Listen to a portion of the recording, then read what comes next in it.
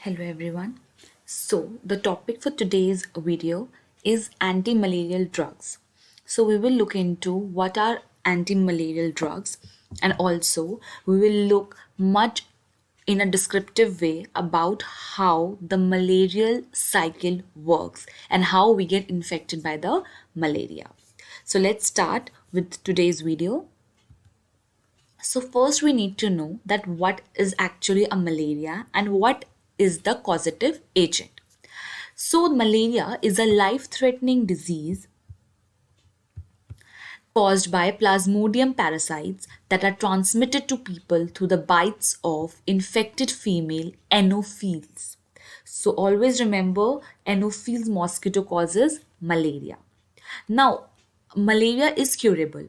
You can easily treat it, but also if for a very long time it is not treated, it can be life threatening because the main site where it multiplies its liver, and we all know liver is the metabolizing organ. So if that get infected, then whole of your digestive system gets affected. So there are 5 parasite species that causes malaria in humans. All right. One, we have Plasmodium falciparum, or also called as written as P. falciparum, Plasmodium malariae, Plasmodium vivax, Plasmodium ovale, Plasmodium knowlesi. Now, do remember this Anophele mosquito I have drawn against falciparum. So basically, this is the major life-threatening parasite species, which causes malaria. Malaria caused by all of them, but the most active one is caused by Plasmodium falciparum, and it is also the most, you can say, dangerous one. Why I'm focusing, that's why I've made a mosquito against its name. Okay. Now these moving are the infection of the Anopheles mosquito that goes inside our livers and they multiply. We will look into much deeper in the next slide. Now, falciparum malaria is potentially the life-threatening. Patients with severe falciparum malaria may develop liver and kidney failure, convulsions, and coma. Although occasionally severe, infections with Plasmodium vivax and Plasmodium ovale generally cause less serious illness, but the parasites can remain dormant in the liver for many months, causing a reappearance of symptoms months or even years later. So the first and the most life-threatening parasite is Plasmodium falciparum. Next we have vivax, and then we have ovale. So do remember this. So as you can see, the liver gets infected because obviously they multiply in the liver. Now, what are the symptoms of malaria? How we can say that a person is feeling some kind of symptoms that shows that okay, we can go for the test of malaria. So, the symptoms in the early stages, malaria, are symptoms are sometimes similar to those of many infections caused by bacteria, viruses, or parasites, or some other parasites. Symptoms may include fever, and this is the most common one. Then chills, headache, sweats, fatigue, nausea, and vomiting is also very common. Body ache, and generally feeling sick. So, from the symptoms, we can say that these are very much common to other bacteria or viruses as well. And hence, whenever you feel fever, immediately go to the doctor or any path lab to get yourself checked. Now, as I told you, that Plasmodium falciparum is the most dangerous species and the most life-threatening causative malarial species, right? So that is characterized by persistent high fever, low blood pressure, and massive erythrocytosis. Erythrocytosis is when there's a rupture of RBC. Okay. Whereas Vivex, I told you the Vivex malariae or ovule, they are ovale. Other species are less life threatening and the symptoms are also very mild. But when I told you about falciparum, we know that this is the main causative agents and the symptoms includes high fever, low blood pressure, and massive erythrocytosis. Okay. The time from the initial malarial infection until symptoms, called as incubation period, is usually 7 to 30 days. That is that after it infects, the symptoms to get monitored, or you can say the symptoms you get is from 7 to 30 days. Now we will look into the main cycle given by CDC, which is Center for Diseases and Control. They gave us the main, we will see about the cycles or how the malarial parasites actually comes in our body, multiplies, and how it spreads. Okay, so the life cycle of malaria is divided into three parts. A, we have exoerythrocytic cycles. B, we have erythrocytic stages. And the third is sporogenic cycle. Okay, so we know that these two are in human. Erythrocytic is human liver stages. Third one is in the Anopheles mosquito stages. Okay,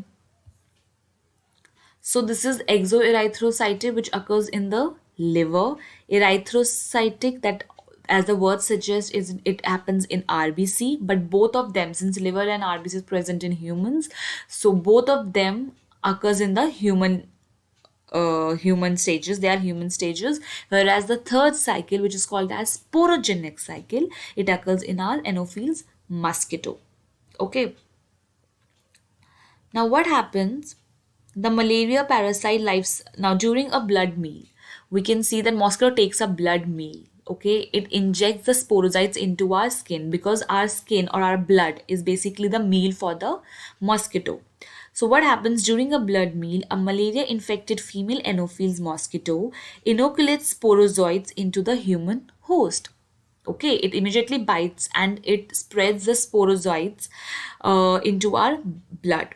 Sporozoites infects the liver cells. They goes to our liver cells and they mature into schizons.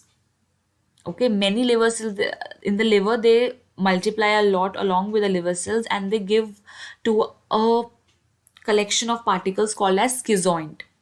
Okay, then there is a rupture of this schizoid, and that rupture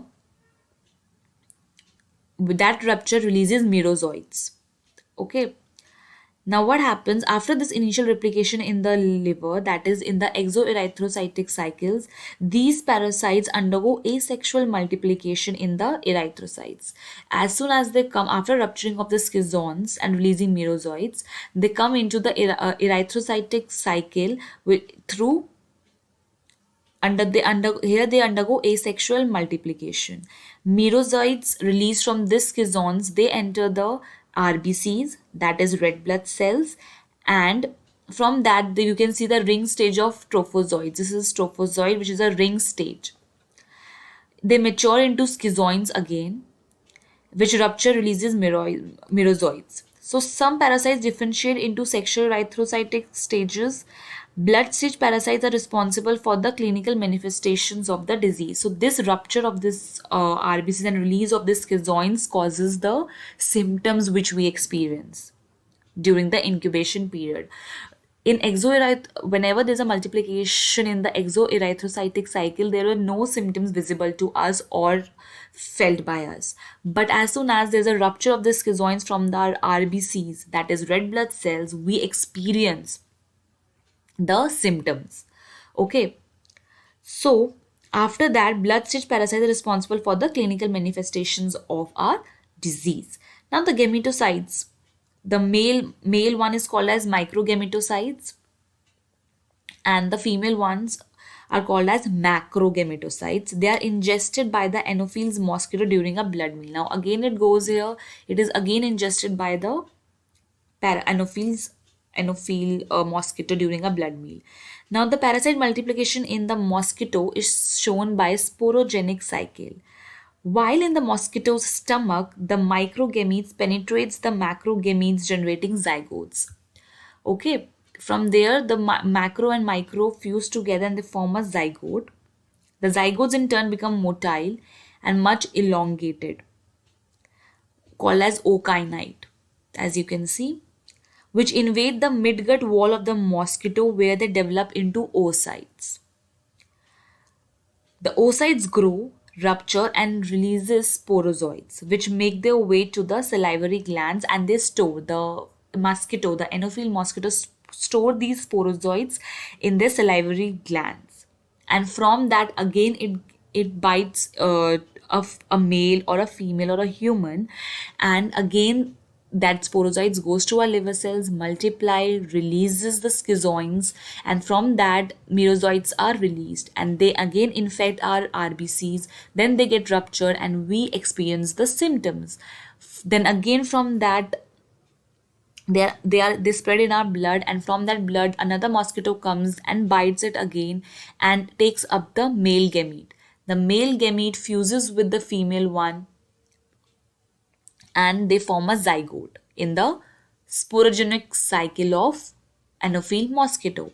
Again, they form ookinete, which is a much elongated one. Then they form an oocyte. From the oocyte, the mosquito releases the sporozoites and then again infect the human, and then again this process goes on. So that's why this is the whole cycle. I will just summarize it once more, that there are three type of cycle. Two of them occur in our human and one occurs in the mosquito itself. The two that occurs in the human are exoerythrocytic cycles and erythrocytic cycle. The third one occurs in the sporogenic cycle, which occurs in the mosquito. Okay, so these are the cycles and the overview of how the malarial infection spreads. This is again one of the more descriptive overview, that how a blood meal after 30 minutes moves through the liver cells and multiply, and from that the schizoid occurs, and from the schizoid there's a release of merozoites from that schizoid. Usually the infection of liver cells takes 5 to 6 days. Then from that they go to RBCs, infection of red blood cells, that occur within 2 days. From that, they from tropozoites from gametocytes, there is production of gametes, micro and macro. Again, from the blood meal, they take up the microgamete, and that fuses together to form a zygote in the body of your female Anopheles. The zygote from the ookinete it burst out the midgut wall and they convert them into oocyte. The transformation and sporogenesis takes about 8 to 15 days. The oocytes then again releases around 3,000, it should be 3,000, and then release of the sporozoites, they are so much that they get stored in the saliva of the female Anopheles. So this is the overview of how the cycle works. Next, since to protect, now we know how malaria spreads. Now to stop that, and with there we have a lot of bunch of anti-malarial drugs, and we will look into the classification of these drugs.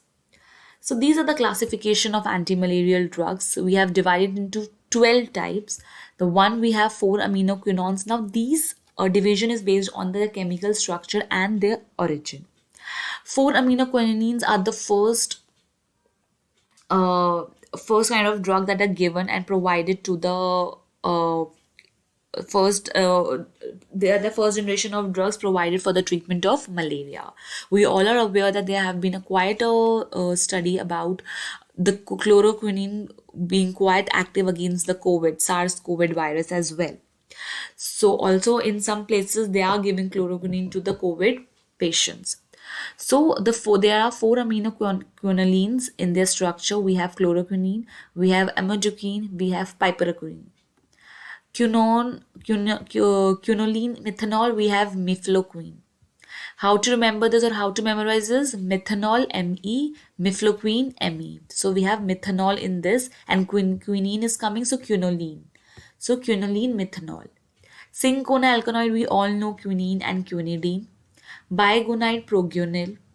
Diaminopyrimidine, pyrimethamine. 8-aminoquinoline. Now, not to get confused between 4-aminoquinolines and 8-aminoquinolines. 8-amino, we have primaquine and tafenoquine.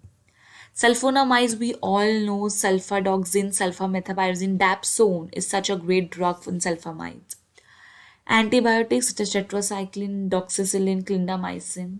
Sesquiterpenes, we have artesunate, lactones, artemether, arteether, artenolone. These are also widely used, artemisinin analogs. Then we have amino alcohols, halofenterine and lumefantrine, naphthyridine, pyronidine, naphthoquinone, atovaquinone. Now, these are the classifications which we need to memorize. Now, in the next part, later, we will discuss about each of them and what are the primary mechanism of action and how they work, and also what are the division of how to treat these combination, how to take this combination in the treatment of malaria.